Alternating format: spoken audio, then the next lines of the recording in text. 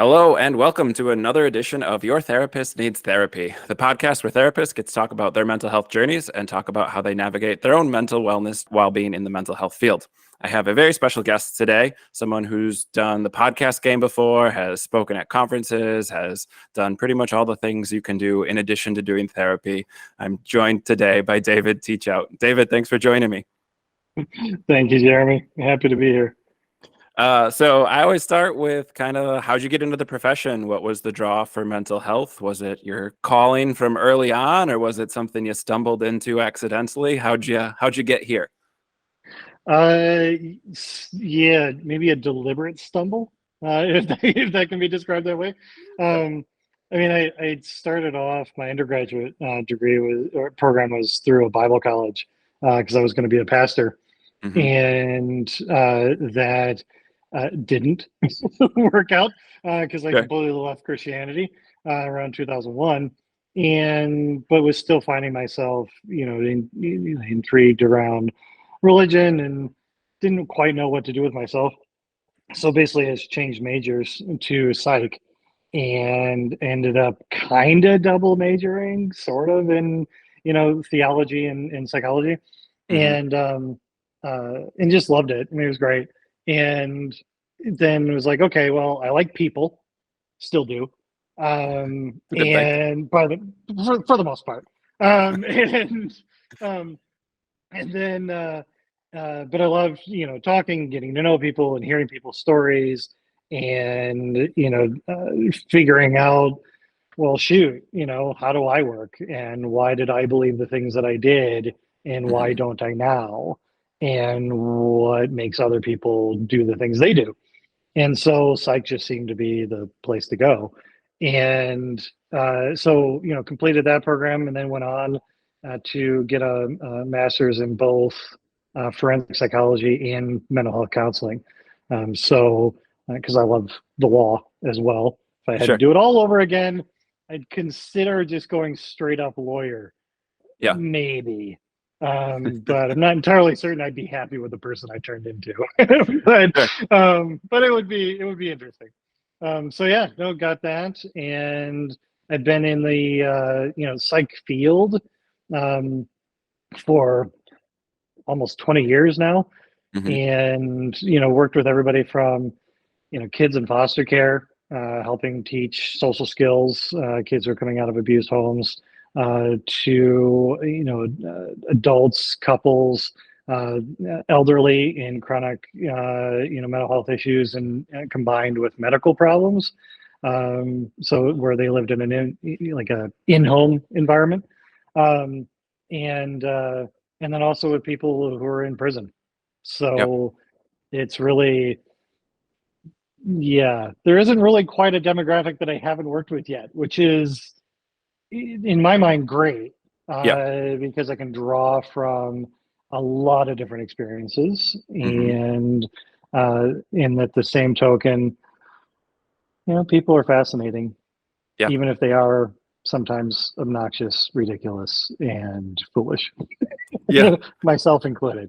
So, I talk about humans are endlessly fascinating, even if they follow the same patterns over and over again. Just all the unique variables of each person make it always so interesting.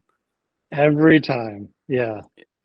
It's really the habits we get into, and what it's always astounding when people go, wow, you just really get me. And, oh, wow, like, how did you figure this out?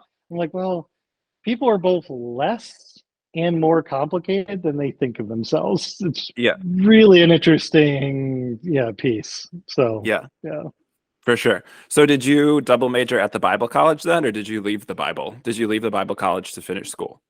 No, I completed it. So and I call it double majoring simply because I had to take theology courses every single semester, and then of course got the degree. I don't know if it really referred to it as, it was just a lot of classes. Sure. But no, I finished up the program. It was like a BS in interdisciplinary studies, which I think was their equivalent of a liberal arts degree kind of thing. Sure. So but at the time I didn't quite know what credits would transfer. Yeah, And so I was that's a like, trick I with the don't know Bible what to college, isn't it? do. Right. Yeah. It's like it's accredited, but I'm not sure. And I was, an ignorant 20-year-old. I mean, it was just like, I Yep. don't know what's going on here. So I just stuck it out. I have to say a little bit probably out of spite. I was no longer a believer and basically Mhm. wanted to get through the rest of it so that nobody could come up to me later and go, if you'd only stayed, your questions would have been answered. Sure. And You no, I need, mean, I still get that, but yeah, it's, you need that yeah. that senior year final course in Christianity to really Yeah, understand it all. that would have nailed it. Yeah, that like that one course. And like, no, I've gone all the way to 500 level courses. Yeah. And yeah, still sitting here with no. So, Yeah. yeah. So, 2001, Mhm. I'm making stuff up because I don't remember that far back. I'm guessing the culture around deconversion and deconstruction looked a lot different Mhm. then than it does now. I want to say Marlene Winnell's book came out, Leaving the Fold, in maybe 1995, but that's Mhm. me pulling a number off the top of my head. Um, and even when I deconverted a couple of years ago, like I found a lot of stuff after I deconverted, but not during. Like when Mhm. you're in that Christian bubble, you're not aware of what else is out there. You're not supposed to be No. aware. That's the point. So what was it like? Kind of you're in Bible college. You're surrounded by all these Mhm. Christians who are serious about their Christianity because they're at they're Mhm. at Bible college. What was it kind of like? 2001 time of being that person who's deconverting. Yeah. No, good question. And it's yeah, seriousness. Uh, there were many people. I mean, it was an interesting at the time. The Bible college had like 200 students Hmm. total. Sure. My graduating class in high school was bigger than that. Yeah. And so it was an interesting experience of coming into this small town or a small campus. They now have well over 1,000, and they've Hmm. changed over to a university. They're doing really well, and Yeah. really all power to them. I'm still in contact with some of the, a couple of professors, and Hmm. appreciate the time that I had there. So it was transformative in many ways, just not necessarily in the ways that they necessarily would have wanted, but here it is. Yeah. So it was so 2001 was 9/11, and at the time had been doing a lot of studies into philosophy and how do people evolution science and just everything, and more of apologetical literature. And it had there was a group of us that were doing like a philosophy study group kind of thing, just having some Hmm. fun and nerding out about various things. And then 9/11 hit, and basically found myself going, well, Islam must be wrong, clearly, because here's what inspired, this is a Sure. inspiration, some version of it anyway. Hmm. And so started delving into it a bit more and going, okay, here's my arguments against it. And then quickly found out that so many of the arguments that I was using against them, or at least that ideology, and it's basically its fundamentalist forms, were ones that I could use easily against then Christianity. And I'm like, Yeah. well, oops. Now what do I do? Yeah. And again, with the philosophy, at that point, had already gone away from a very literal interpretation of the so-called Hmm. Bible, um, and because it had delved into science and evolution, it was like, oh, okay, so Genesis doesn't quite work. So what do we do? And eventually, it was really a primary book, George H. Smith, his book, The Case Against God, which I still Hmm. highly recommend to anybody. And like 50 pages in, like the foundation had already been laid. And then I read it, like 50 pages in, I'm like, well, I'm out. Yeah. It's just like this is done. But really, like I don't remember when that book was published. I had no idea who Winnell was. I didn't Hmm. encounter her until years later. Um, and from she gave a presentation actually. I forget what group she was with, um, but yeah, I had no idea. I mean, pretty much it was just like, well, now what? Yeah. I need to figure out who I am and meaning and purpose and ethics Hmm. and relationships and how all that works and sexuality and like I mean it's just like wait I mean because that was the I was conservative enough that was not quite welcomed in youth groups and churches. I mean, it was. I joke now that it was like to the right of Attila the Hun. I Sure. mean, it's just fundamentalism. It was James Dobson all the way, Yeah. and uh, frankly, it was a jerk. I mean, let's just face it. It was quite the ass on Hmm. more than one occasion and so doing some reflection on that, like Yeah. being able to reflect back and just kind of go, well, who do I now want to be when this was encouraging me in a certain way to express this and look at people as in a very black and white, us versus them, Hmm. the world is against me, kind of mentality, and not wanting anything to do with that ever again, Yeah. because humanity was, well, and still is quite a bit bigger Hmm. than that very narrow fundamentalist kind of thinking. Um, and so that was the journey, and I'm still on it, Yeah. really. But it was just figuring out. So lots of philosophy, Hmm. lots of off the beaten path psych work, studying other religions, seeing what was up, having experiences that there was no way I was going to when I was a Yeah. believer, Right. and just kind of going, all right, what's next? Who do I want to be? Yeah. So So how was that pairing of then going on to like grad school and study psychology at a deeper level? How did that kind of fit with almost like rebuilding your identity of like, okay, I'm not a Christian anymore. Now what? And then at the same time, sounds like you're studying a lot of like counseling and psychology, the forensic side mhm. of things too. Like, how do those kind of pair together? Yeah. So counseling seemed to be like an easy route in some ways.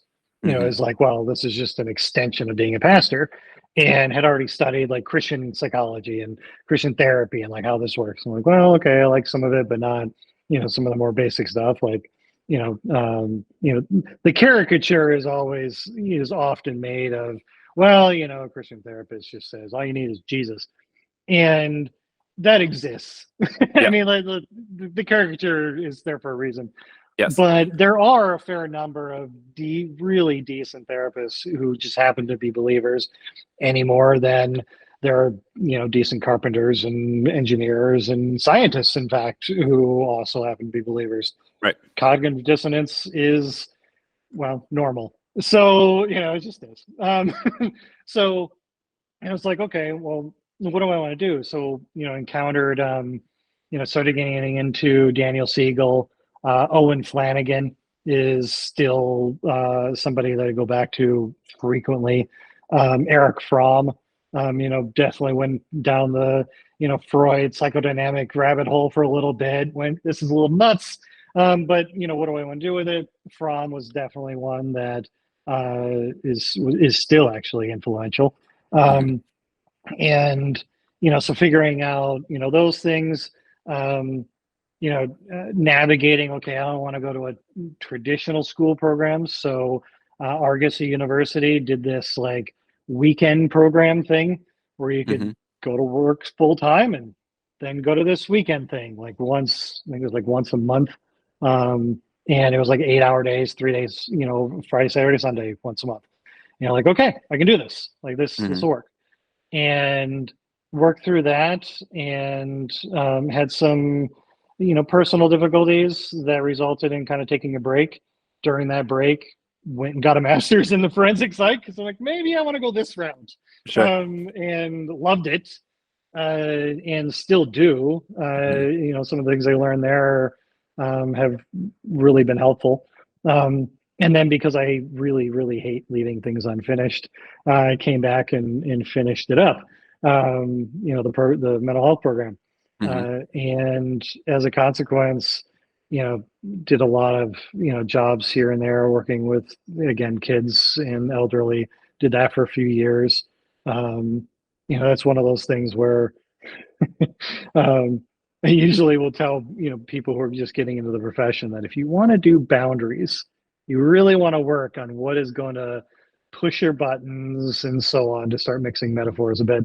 But, you work at an inpatient facility, Hmm. like just go work somewhere like that. You will have every button you didn't even know existed punched, sometimes literally, and you'll experience. I mean, most elderly medical issues. There were over a dozen people that I knew over the course of 3 years, patients who died, Hmm. and a couple of them I was at their bedside, and it's still something that you don't get used to. It's not Hmm. anything I'd ever want to get used to. Um, and it does make you, if you're at all reflective, it does make you question, like, okay, what's really going on here? And just because I'd left Christianity doesn't mean it had left me. And Hmm. so, figuring out, like, what is my role here? It's inevitable then that questions of soul and meaning and what's happening right now is this person quite fully takes their last breath and you hold Yeah. their hand. And what is that difference between being alive and being dead? And what do you do with that? And still don't have definitive answers on Yeah. that. Still probably never will. But it informed. I mean, it was. I mean, I've been hit more times than I care to remember. Hmm. Had to testify a couple of times. Had feces thrown at me. I Yeah. mean, you encounter so many things, particularly in an inpatient facility, that you just really find yourself going, I'm either one going to stick with this profession or I'm really Hmm. out. And you figure out what you stand for. Yeah.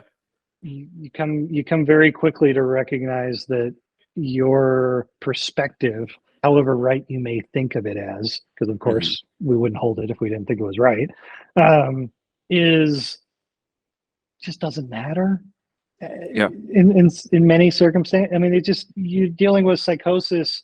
It doesn't matter if you understand what's going on. It doesn't matter that you know what reality is. You're still going to sit there and stomp out the imaginary stakes. Yeah. You're still going to put yourself in a position where they feel a sense of empowerment over you, Hmm. not because you agree, but because it helps them continue on with their, medical treatment. And you're like, Yeah. okay, this is what I do. And it's, yeah, you don't come out of that situation, going, yeah, I'm right and they're wrong, and let's, keep pushing this. Yeah. Well, and it's interesting. There's two things I want to touch on there. Yeah. One is the existential questions kind of not mattering. I think that's a fascinating topic. But from a professional standpoint, as a therapist, that idea of like you're just learning how to do some of these things. I Hmm. remember I interned at a homeless shelter when I Mm. started out. And it was one of those things where like I fell in love with postmodern therapies and I love narrative Right. therapy.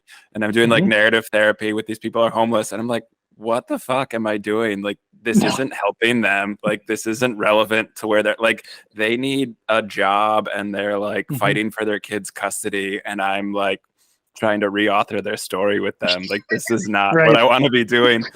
Uh, so I think on the professional side of things, it kind of like tests, you have this loose grasp of what you're going to use in therapy, what Hmm. techniques and what kind of like school of thought you're drawing from. And it really Hmm. tests a lot of that stuff to be like, oh yeah, like which of this is actually genuinely going to fit for your style of work and which of it is great in a textbook and kind of awful in the therapy room. Right. Yeah. No, hands down.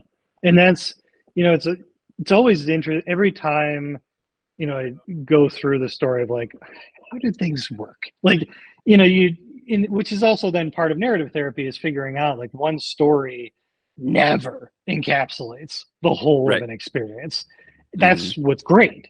about humanity. That's what's great about our brains. It's like we can always figure out like here's a different perspective to take, and you're going to find new things. And it was, the combination of like leaving such a dogmatic ideology, and within a few years, um, getting involved in that kind of work environment where certainty was more easily associated with psychosis, Hmm. because the person who believes that they are in fact the president, and yet, and as staff, we need to make sure that when the president was actually giving an address, that they were not in the room because they were going to have, a fit. You're Right. like, questions of what is right and what is real get thrown out the window for pure functionality. Yeah. And I love that story about, narrative therapy with homeless. That is priceless. Because you're right. Like, what the hell am I doing here? Yeah. Like, what And I was would these I was people need? I was 20 years old. I graduated early. So like I'm Yep. young, Oh look yeah. young, don't know what I'm doing yet. Like just Yep. figuring it out, reading these like half philosophy, half therapy books and falling in love with it. And then I go to my internship. I'm like, I can't use any of this. No, no, it really, it's, yeah.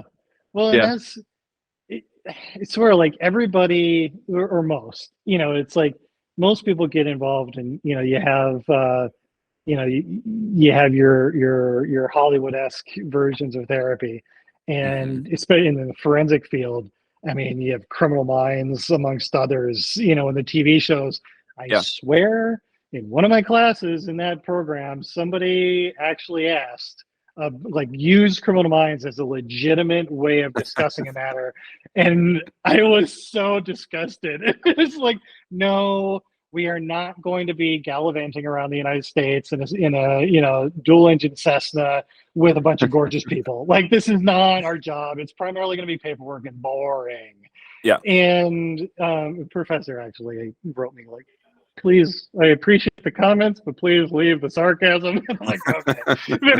But it was just like, none of this, where theory meets reality, we can, think so many things, and essentially mentally and emotionally masturbate our way into thinking we're amazing. And the reality is, we're still figuring all this stuff out as well. Does Hmm. it mean that the study's useless? Oh, no. I'm going to be the last person to say that. At the same token, being aware of some of the basics, it's why behaviorism eventually became such a big, source for me, Hmm. because the ABCs, it's just antecedent behavioral consequence. You don't have to go too much deeper than that Yeah. with most people. It's like, Hmm. identify what's important, identify then how you're showing up behaviorally for it, and then take a look at, are these the consequences you want to keep living with in life? If they're not, well, then let's back up and Right. see what changes we can make. If Yeah. they are, then I guess we don't have anything to talk about. Like, what else are we like? What else is Yeah. going on? I mean, it doesn't have to be that more complicated. And it doesn't mean that we are sitting here as gurus Hmm. of, of life and meaning either. I mean, what was it just the other day? I still follow a bunch of psych Twitter is a fascinating, very bizarre world, and the psychodynamic group in particular um, seem to have never quite left the arrogance of Freud behind.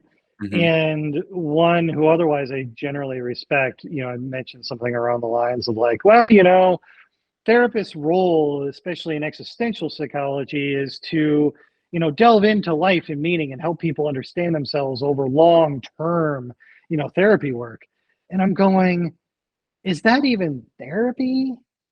Or are you now like a surrogate priest Hmm. or wise person?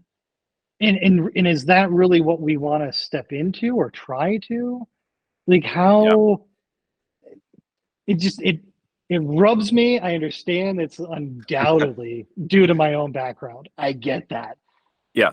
But really, we probably should be questioning. Like, I have a standard thing of like in any of my like anytime I start with a new client or patient, whatever, it's always about I am not here to be your guru. Hmm. I am not here to figure out and teach you the ways. Do I have a philosophy? Yes. Do I have a way of looking at things based on years of study? Sure. Am I here to have you agree with me entirely? Oh God, no. Like, Right. I'm not sure if I agree with everything I think right now. Like, that's Ask part of the whole ask me again. process. Ask me Yeah, again in ask me two again in years, a and I'll couple have a years. different answer. Odds are, yeah. I mean, and so, and the idea then it's like one of my goals is to have that person eventually not need to talk to me as Hmm. much. Like, Yep. if we're still talking about the same thing, shoot, even a year from now, I'm going to start going, well, thank you for helping me pay my bills, Yeah. but what are you getting out of this? Like, is this Hmm. turned into like your favorite bar that you go to and we chat about these things? It's not that those kind of conversations can't happen, but Right. what is this really about? And the difficulty of, building a practice that is based on, and I've heard this from many, many therapists that are proud that they have their 20 to 30 core people that show up every week for the next 10 years. Yeah. And I'm like, I find that reprehensible, Yeah. just to not make any bones about it. Like, I Yeah. just like, no, that's not therapy. That's a, you know, a malignant version of a codependent relationship Right. masquerading under, therapy. Like, this, Yeah. this is not Yeah. good. So, Exploitation. Um, yeah, yeah. I don't get invited to many therapist picnics. So, but yeah. one of the things that I think is really fascinating in kind of going through that deconstruction work while building up the therapy thing. You hinted at this Mm, earlier, and I'm going to go back to it. The idea of kind of abandoning what's right, mhm, and right and wrong is a paradigm that I let go pretty early because I was doing therapy. Even though I grew up fundamentalist and I moved more mhm, liberal, but still stayed Christian for a long time, and was like, yeah, right or wrong isn't a helpful. Like, I use helpful, unhelpful in therapy mhm. because right or wrong, it has next to no utility. But growing up fundamentalist, like, that is what got drilled into me, was right or Right. wrong.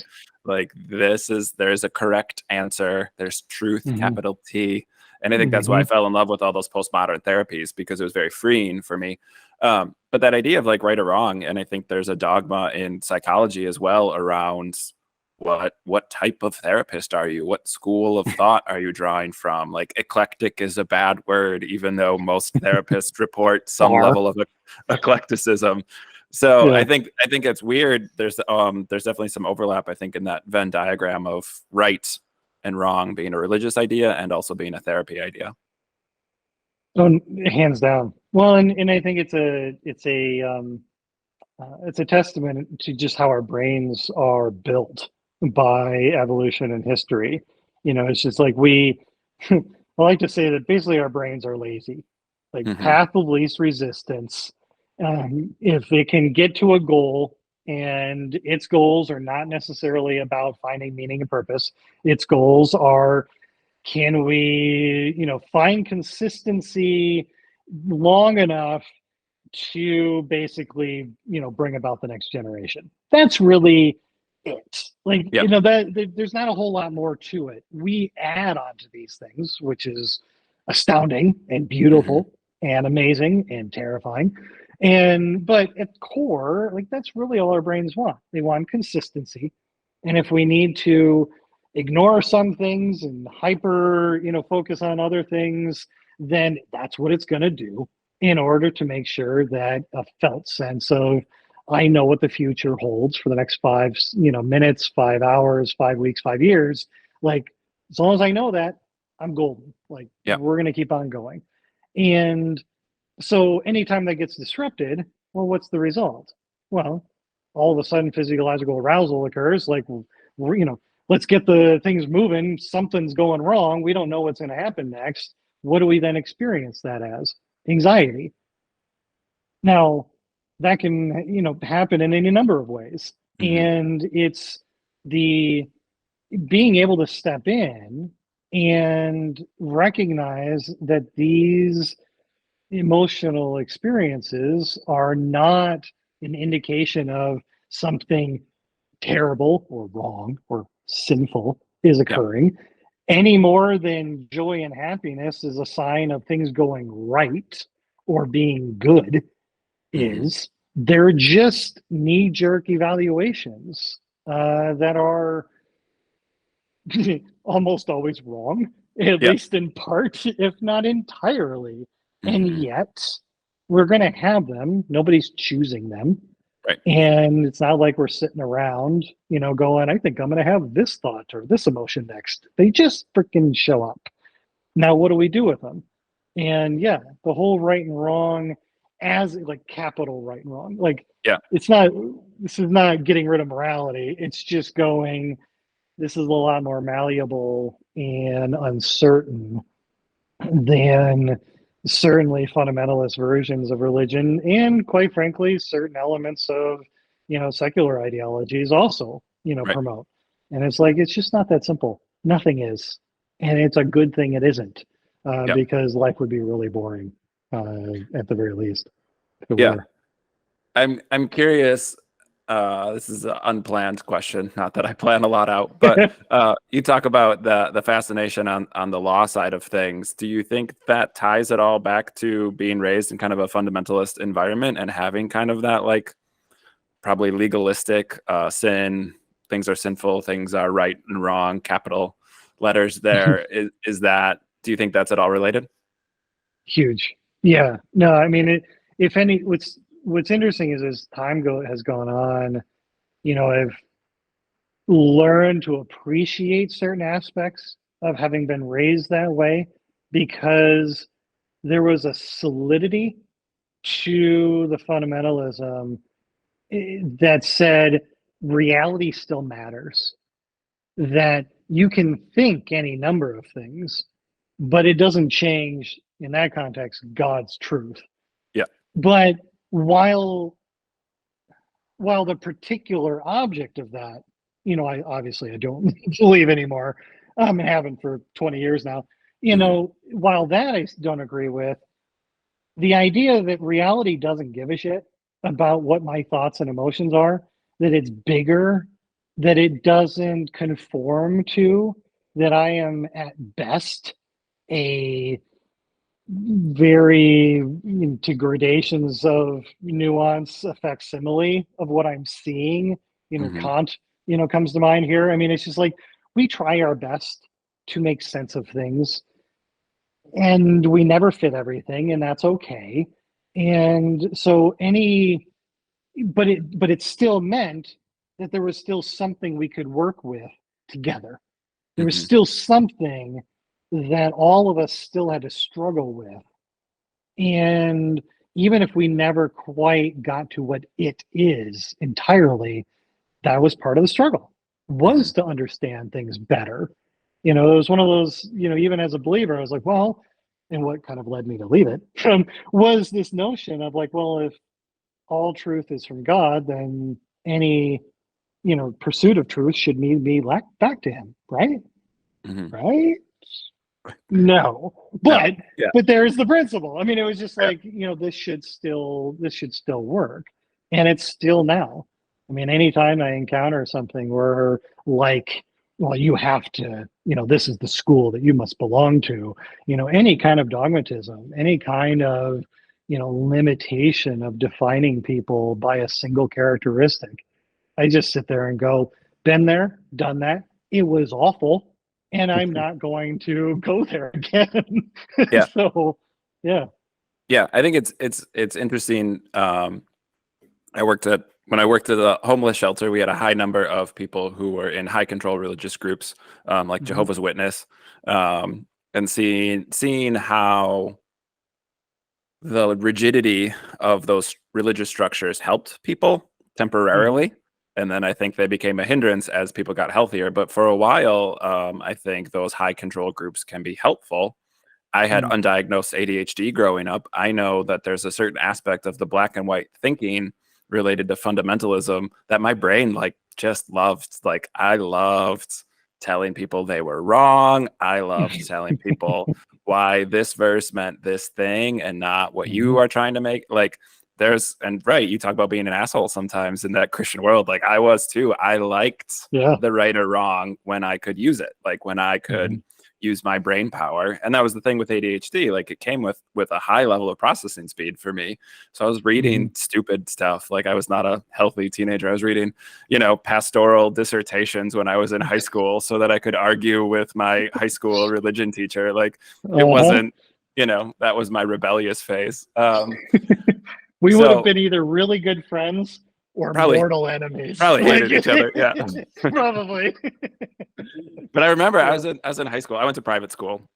Both my parents are teachers and work at the private school. And so I was, I was arguing with the philosophy teacher, but not like questioning religion, but questioning, how come we're not letting us study Nietzsche, or why are we reading Voltaire? He was in love with an 8-year-old. Like, Mhm. I was being that rebellious kind of edgy teenager in still this very like approved small box of worldview, but definitely look back on it and say like, oh yeah, like that kept me functional. No one was Mhm. aware of my ADHD because I got good grades. The fact that I was out of my desk every hour, no one seemed to care as long as I was getting good grades. We're back. And so Yep. it was one of those things where like I can look back and kind of what you're saying, like appreciate some of it. I don't view that as healthy for me. I wish I Mhm. would have gotten diagnosed earlier and not gone to private school.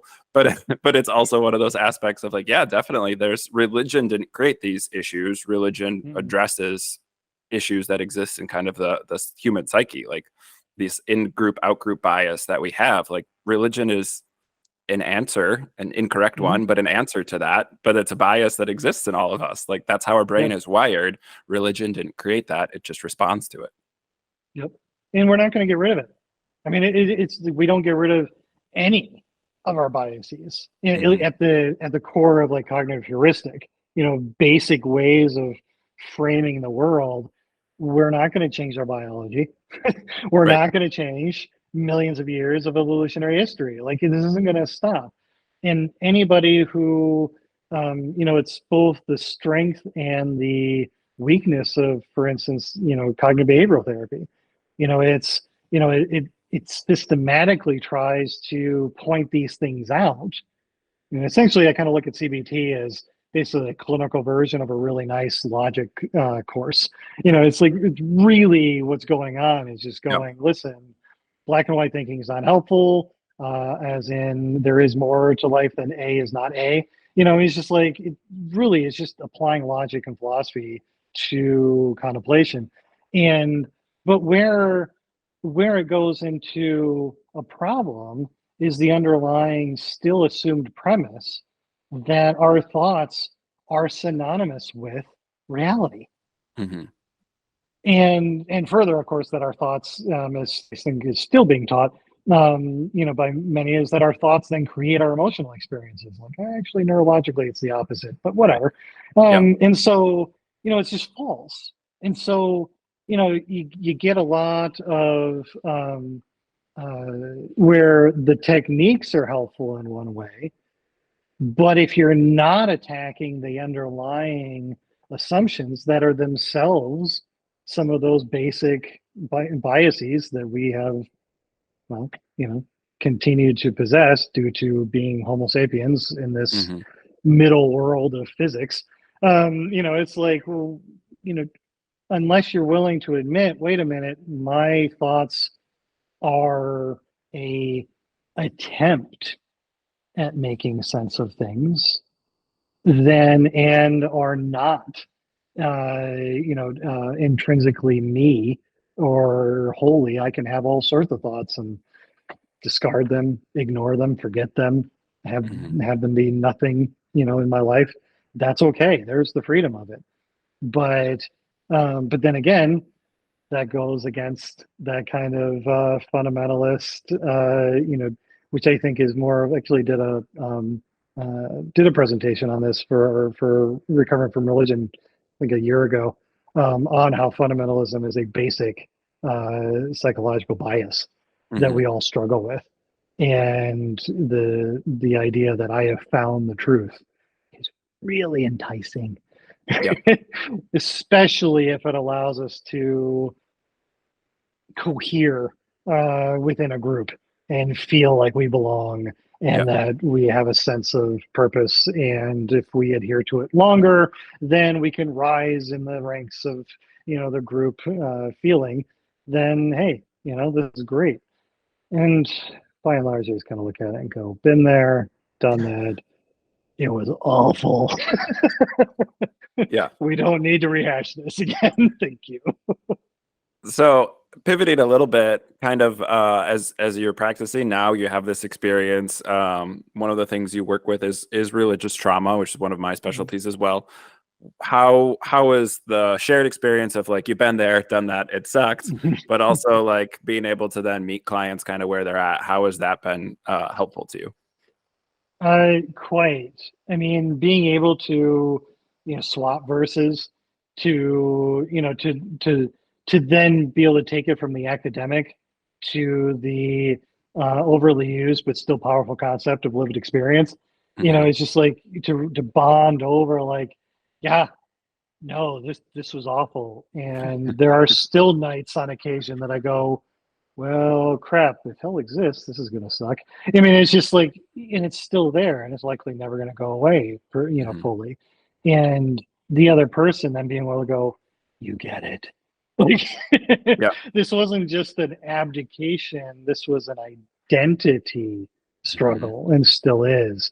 And so by and large, most have deeply appreciated it. And then as well by taking it out of the this strictly academic, it allowed for some exploration of things. For instance, for instance, the idea that, well, now that you've left this religion, whatever it may be, um, that you're now going to have to figure out what your ethic is Hmm. and what meaning is and purpose, which is where I started. Like I Yep. really like I had to figure this out, or thought I did.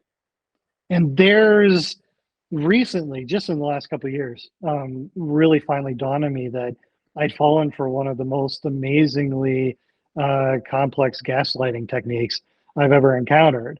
Because the reality is wait a minute, if this was never right to begin with, if this deity never existed, then who's been saying what is right and wrong and deciding who is meaningful and what is purposeful all along?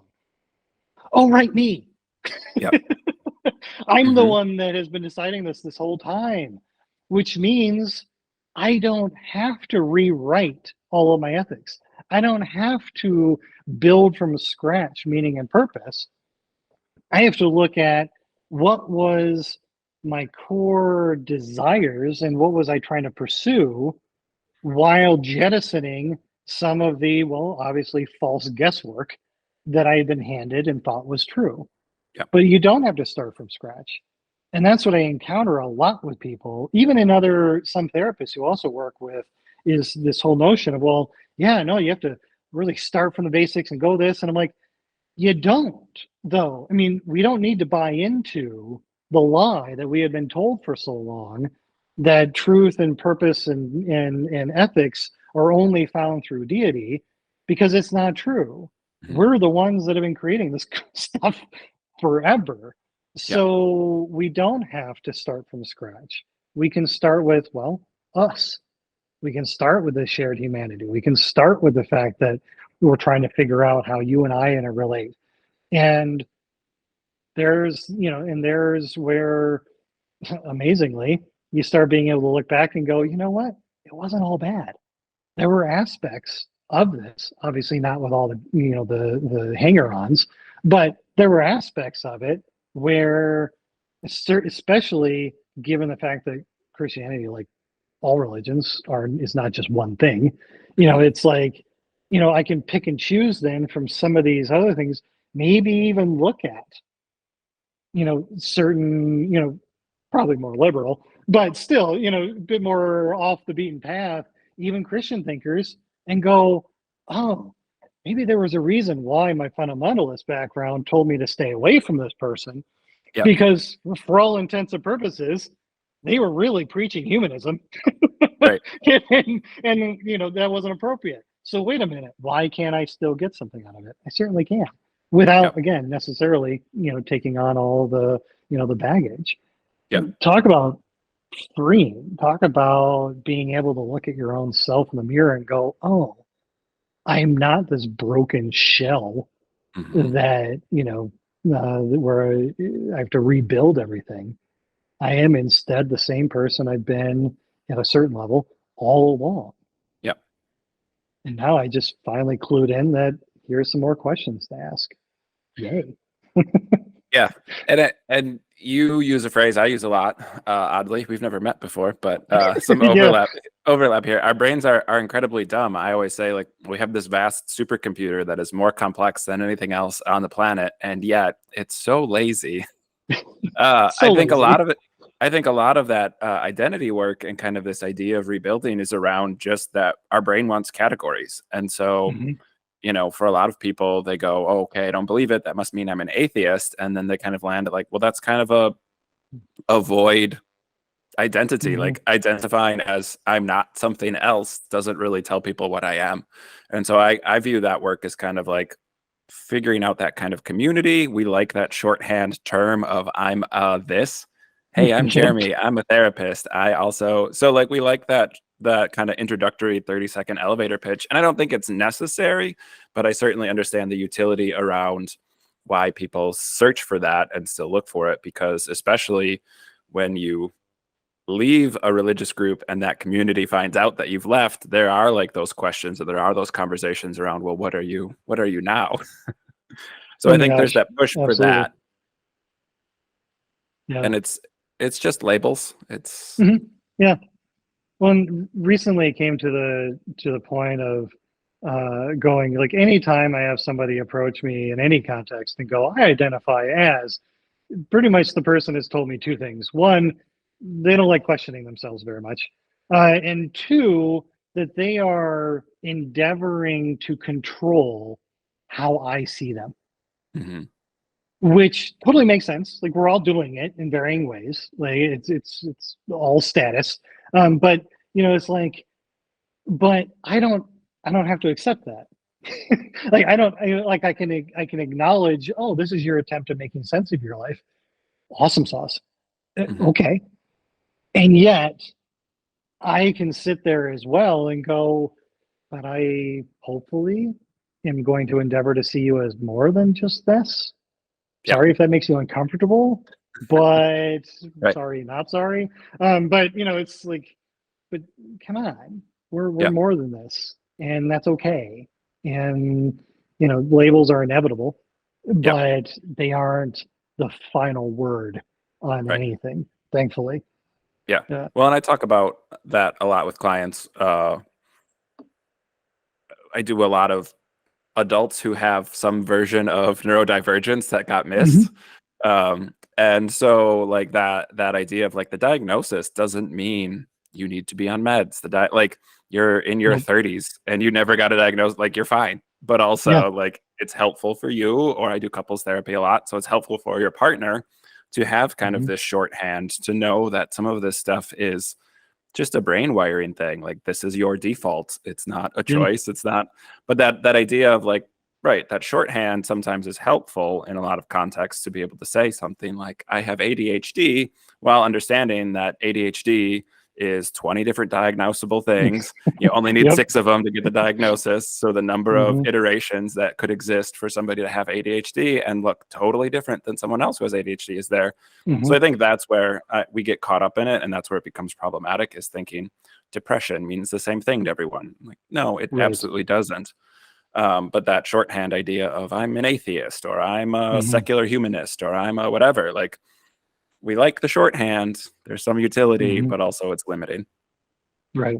Well, and even more, where it becomes problematic is that I am this, therefore my behavior must be that. Right. And you're like, no. I mean, I work with a lot of people on neurodivergent as well. Kind of stumbled into it, didn't realize that was what was happening, and then realized, wait, like 20% of my clients are this.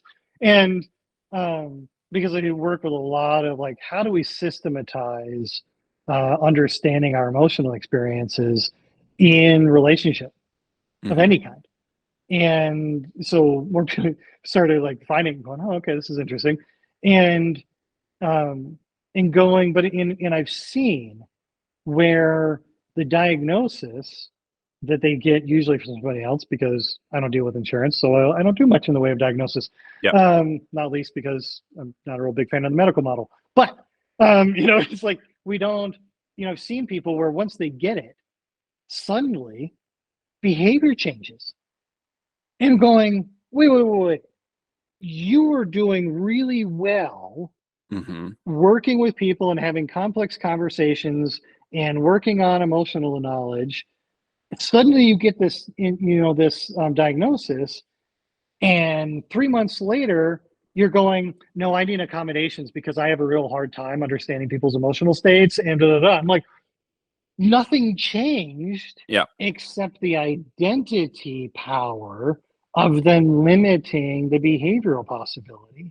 And it's like, wow, how just incredible it is for any of us to then, and again, bringing this almost full circle of going, here's the danger of that black and white thinking, and the overtness of identity, and thinking of ourselves only through one way, and going, why should we artificially limit?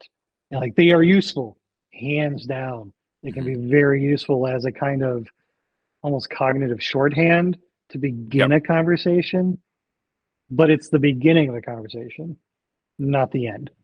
Right. This does not tell you how this is going to, show up.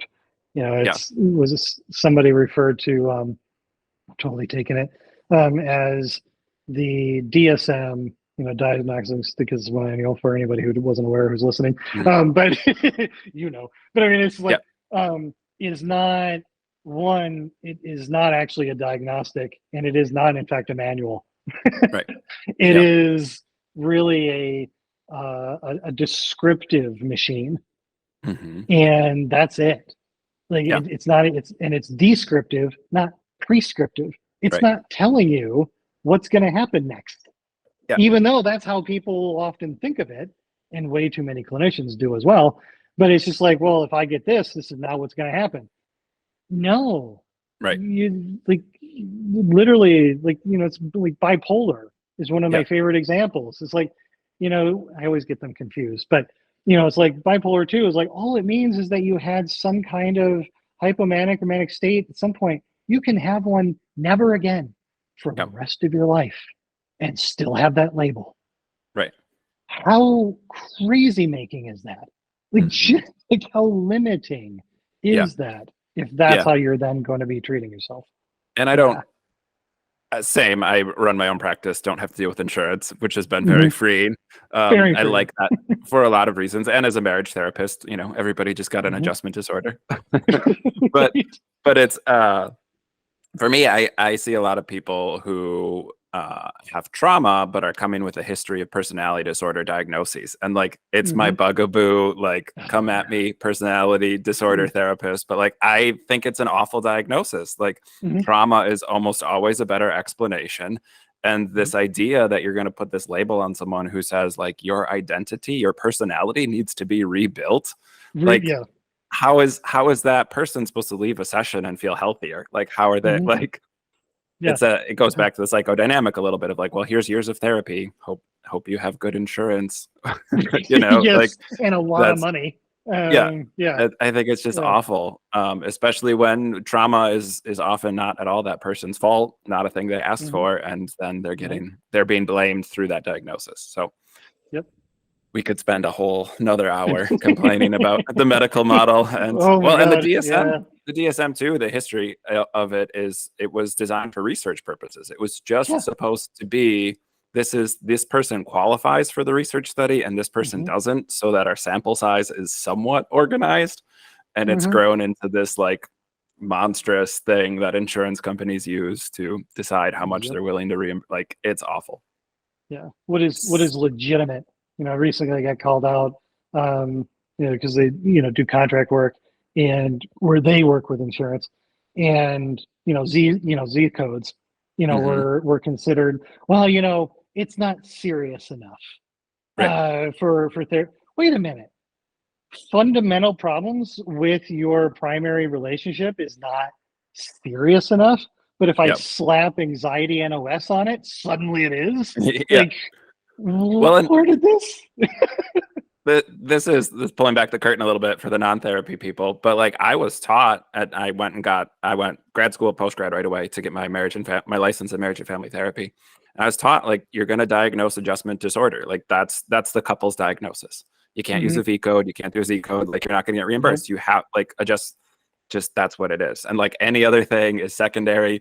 As a marriage therapist, we can do pretty much any diagnosis, like we cover it, but Right. also, like, it's your secondary diagnosis. So yeah, moving away from that, even just professionally for myself, like mentally I was there for most of my career, but like being at a Mm-hmm. point too where I opened my own practice and be like, yeah, I don't take insurance. Yeah. So Yeah. yeah, Not it's gonna go very there. freeing. And I think I had spent a whole session explaining all the flaws of the DSM and the diagnosis that I was about to give this person, and Mm-hmm. like explain, here's what you're going to see on your treatment plan, and here's why, and like this is what it Yep. means to me, but this is what it means to you. So like, yeah, it's so clunky, and I think not helpful for clients at all. No, not at all. Well, and it's one of the, like, if people on occasion show up like, I was studying online. I'm like, oh God. And I think I have this personality disorder. And one of my favorite things to do is to point out how in the latest iteration of the DSM, they almost got rid of personality disorders entirely. Mhm. And if you want, there's an appendix in the back that shows an entirely different way of viewing them. And they're like, wait, what? Yeah. And I'm like, yeah, I know. Hollywood's going to have to figure out new plot points. But, Right. I mean, this is like, understand these things are malleable. They Yeah. are best guesses for research purposes. They were Right. never intended to be prescriptive in any way. Yeah. But yeah, I mean, there's a Yeah. whole history of, well, in fact, what's the guy's name? Yeah, Samuel Wright and Cummings, where they, look through, like, basically mental health was envious of medical science, Hmm. and went, if we can take over some of their structure, then we'll Yeah. become legitimate. Right. And it's like, yeah, and Yeah. as well make a lot more money. Yeah. You're like, yeah, this was not good for anybody. No. So segueing a tiny bit here, Yeah. you have your own practice. I have my own practice. Mhm. Tell me a little bit about like that process and that transition. Why at the point in your career where you did that, and kind of how it's served you and your clients that you work with. Yeah. So I went fully telehealth about 3 months or so before COVID hit. Hmm. I was basically looking at, oh my gosh, I have to, have at least 5 or 8 clients in order to even break even Right. in a month due to all the overhead. And it's like, wait a minute, is this really all that helpful? And so went, fully telehealth, then COVID hit. I'm like, okay, I'm smarter Ahead than of I the thought I curve. was. Yeah, all right.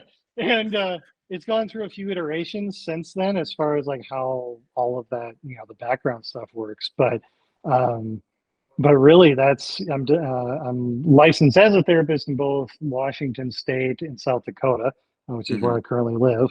Um, but any more these days, I'm starting to branch out a bit into more of a, because I need, because of the focus on behavioral change, because of the focus on functionality. I've been increasingly branching into what I refer to as psychoeducational coaching.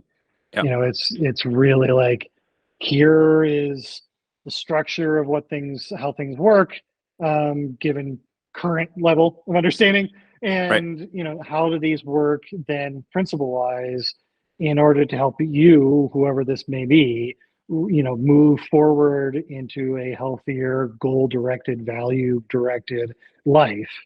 And answering questions I love giving out resources, doing a Hmm. lot of bibliotherapy, if you want to call it that. But it's like, yeah, let's peruse chapter by chapter. Let's go through this.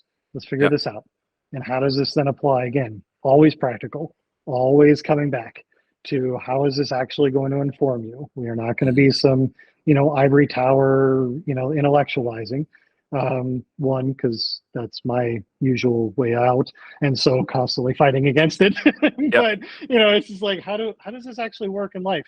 And so that's been a growing part. Hmm. Again, because I don't go to insurance, that was a little easier, at least at the Yep. private practice level. Hmm. Contract work is different, but yeah, that's been increasing. Used to do a lot of blog writing, haven't in a while. I'm just Hmm. bogged down in so many other things. Did a podcast for a while. Yep. Plan on getting back to that in a bit. Yeah. um, but um, but yeah, I mean, really, just a lot of it at this point is being able to reach anybody wherever they are, Hmm. and doing so in the best of ethics.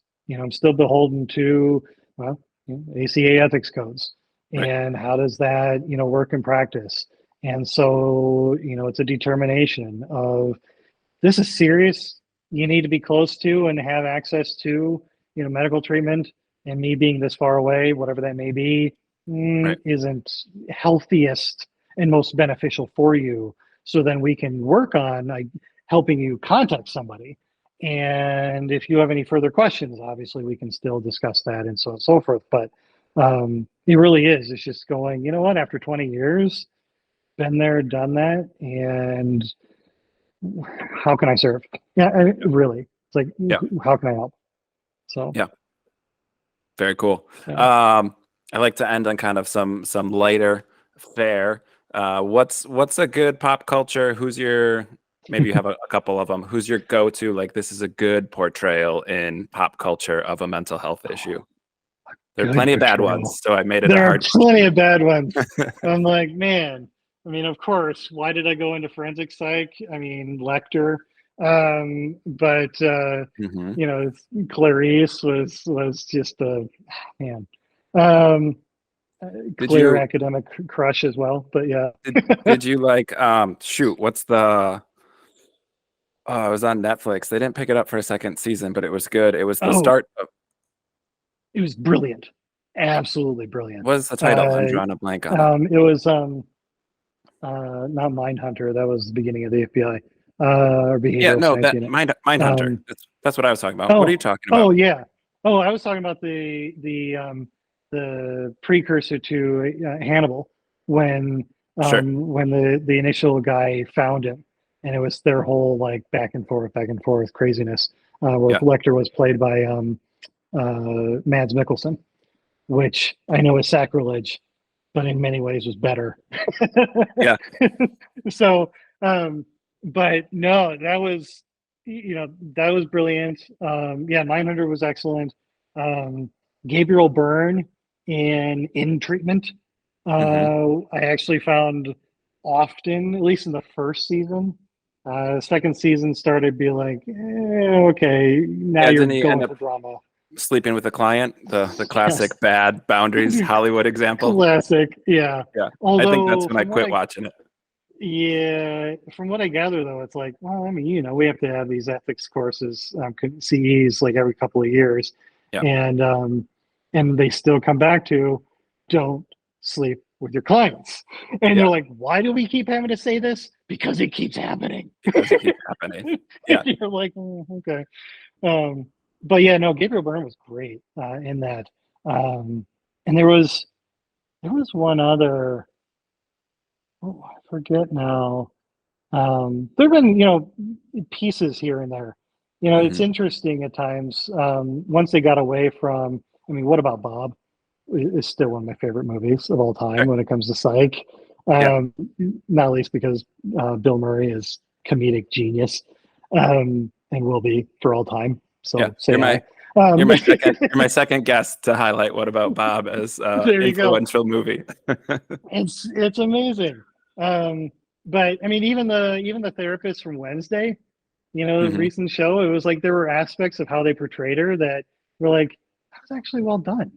Yeah. Like, obviously ethically problematic, but but there were parts of the interaction.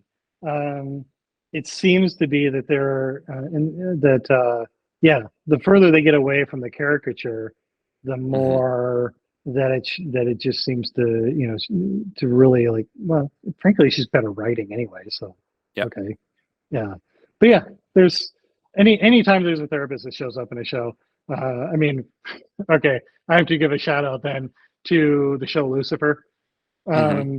And yes, a absolute cluster of ethical problems in the therapist there, given the Yeah. fact that she was sleeping with him by like session 2.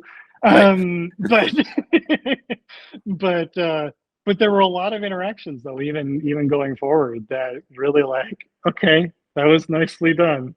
Yeah. Obviously, you should have had your license revoked a long time ago.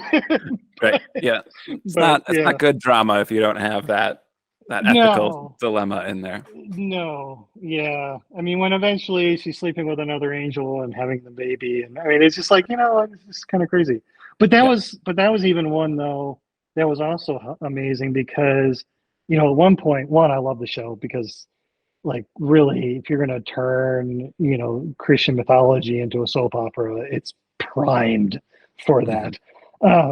But was this moment where, one, when she finally realized that all these beings were real, it's just because all the, like, oh, this is a metaphor that you're Satan, Right. like, okay.